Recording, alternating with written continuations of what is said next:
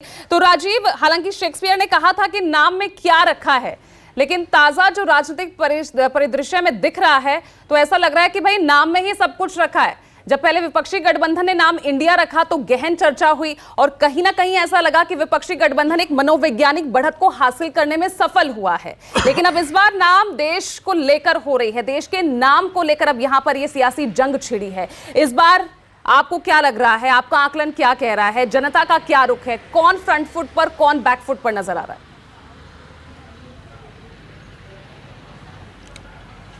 देखिए पूजा, ये सारी बहस शुरू तब हुई जब प्रेसिडेंट ऑफ इंडिया की जगह प्रेसिडेंट ऑफ भारत निमंत्रण पत्र पर G20 के लिखा हुआ सार्वजनिक हुआ। तब ये चर्चा चल गई कि सरकार की मंशा इंडिया शब्द को हटा देने की है, अब सिर्फ देश का नाम भारत रहेगा। और ये शायद जो 18 से 22 सितंबर तक संसद का विशेष सत्र बुलाया गया है, ये शायद ये संविधान संशोधन वहाँ पर पेश किया जाए। एक संविधान में जो पहला अनुच्छेद है उसमें परिवर्तन किया जाए, अब सिर्फ भारत नाम रख दिया जाए। जैसा प्रशांत बता रहे थे, इंडोनेशिया जा रहे प्रधानमंत्री के दौरे में भी प्राइम मिनिस्टर ऑफ भारत लिखा है। अब सवाल ये उठता है कि G20 देशों के जो अधिकारी, जो राष्ट्राध्यक्ष या जो विदेश मंत्री, जो लोग भी आएंगे, अब एक मिनट के लिए आप सोचिए कि अगर उस प्रतिनिधि मंडल के लोगों को ये निमंत्रण पत्र, इनविटेशन कार्ड मिलेगा तो वो कहेंगे प्रेसिडेंट ऑफ इंडिया की जगह भारत, ये क्या हुआ, ये इंडिया की जगह भारत कैसे हुआ?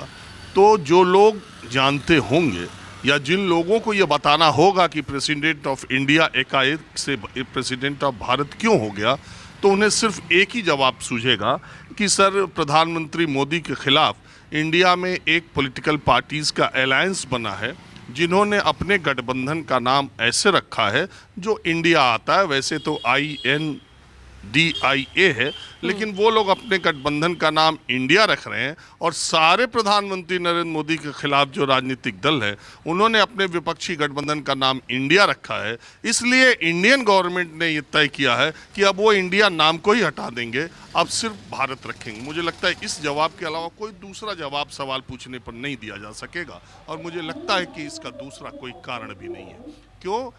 क्योंकि प्रधानमंत्री नरेंद्र मोदी को या उनकी सरकार को इंडिया शब्द से अगर इतनी एलर्जी पहले होती तो तमाम अपनी योजनाओं के नाम make in India, skill India, जीतेगा इंडिया, खेलेगा इंडिया, ये नहीं रखते, तब वो हर जगह भारत रखते। पहली बात। दूसरी बात, भारत के प्रधानमंत्री नरेंद्र मोदी के तमाम विदेशी दौरों के दौरान आपने देखा होगा वो खुद अपने आप से इंडिया का जिक्र करते रहे।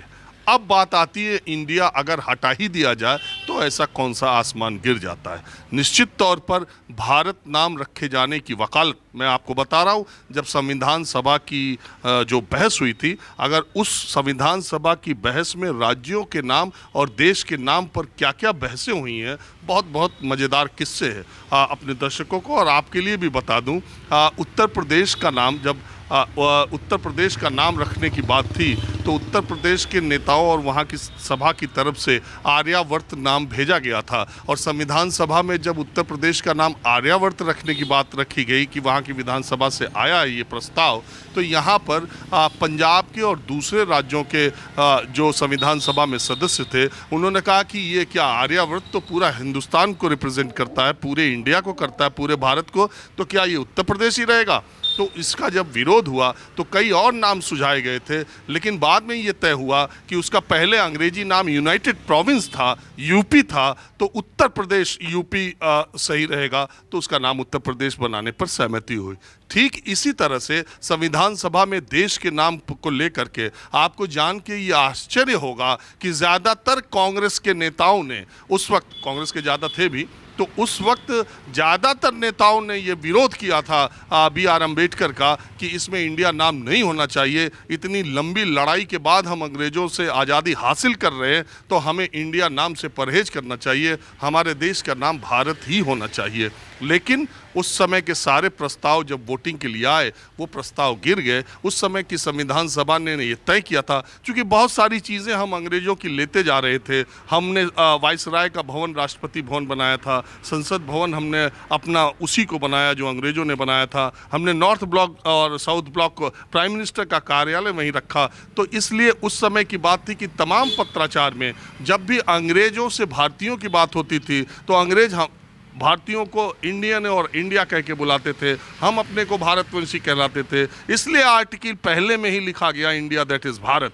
आप देखिए क्विट इंडिया मूवमेंट जो भारत छोड़ो आंदोलन है गांधी जी ने जो दिया, उसको अंग्रेजी में तो क्विट इंडिया मूवमेंट कहते हैं, लेकिन हिंदी में भारत छोड़ो कहते हैं। आप हर जगह आप देखिए इंग्लिश और हिंदी का भेद था। जब कोई इंग्लिश में बोलता था देश का नाम तो इंडिया था, और जब हिंदी में बोलता था तो भारत था। निश्चित तौर पर हमारे देश का नाम भारत ही होना चाहिए, इस बात को मैं भी मानता हूँ। इसमें इंडिया की कोई जगह नहीं होनी चाहिए, लेकिन ऐसे समय में ये हटाने का फैसला किया गया है कि इससे ये लगता है कि अब इंडिया नाम से ही प्रधानमंत्री नरेंद्र मोदी, उनकी सरकार और भारतीय जनता पार्टी को चिढ़ से होने लगी है कि इस नाम की का कोई काट दिखाई नहीं दे रहा। और खास करके अगर आप देखें राहुल गांधी ने भारत जोड़ो यात्रा कर दी, और इसके बाद जो इंडिया नारा दे रहा है जुड़ेगा भारत जीतेगा इंडिया, उसमें दोनों है, भारत और इंडिया है। तो ये इंडिया का जो मनोवैज्ञानिक प्रभाव है वो मोदी सरकार पर, बीजेपी पर साफ साफ दिखाई देता है।